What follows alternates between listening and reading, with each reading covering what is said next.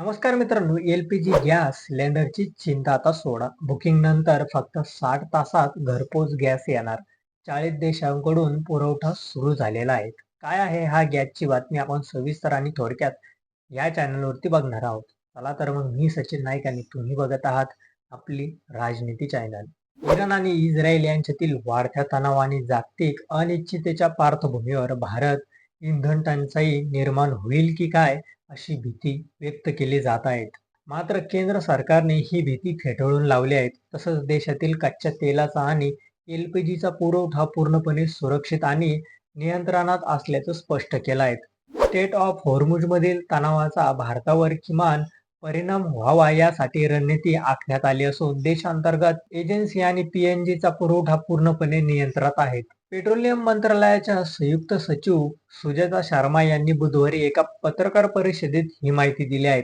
भारत आपली कच्च्या तेलाची गरज पूर्ण करण्यासाठी केवळ एका देशावर अवलंबून नाहीत. तब्बल 40 वेगवेगळ्या देशांकडून भारत तेल आयात करत आहे. भारताची दररोजची गरज सुमारे 55 लाख बॅरल आहेत. विशेष म्हणजे सध्याच्या जागतिक परिस्थितीतही भारतासाठी कच्च्या तेलाचे 2 मोठे कार्गो रवाना झाले असून पुरवठा साखळी विस्कळीत झालेली नाहीत.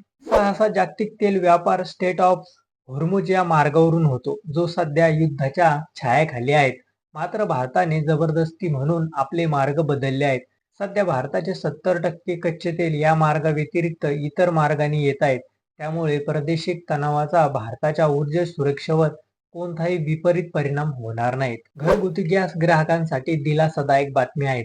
आता एल-पी-जी सिलेंडरसाठी दीर्घकाळ प्रतीक्षा करावी लागणार नाही. सरकारने स्पष्ट केलं आहे की गॅस बुकिंग केल्यानंतर साधारण 2.5 दिवसाच्या म्हणजेच 60 तासाच्या आत सिलेंडरची डिलिव्हरी सुनिश्चित केली जात आहे. घरगुती पीएनजी आणि सीएनजीचा पुरवठाही सुरळीत सुरू आहेत. हॉर्मुझ क्षेत्रात सध्या भारताची 28 जहाजे असून त्यावर सुमारे 688 भारतीय खलाशी तैनात आहेत. या सर्व जहाजांच्या हालचालीवर सरकारने बारीक लक्ष असून सुरक्षेची सर्व काळजी घेतली आहे. थोडक्यात जागतिक आव्हाने असूनही भारताची ऊर्जा स्थिती स्थिर आणि सुरक्षित आहे.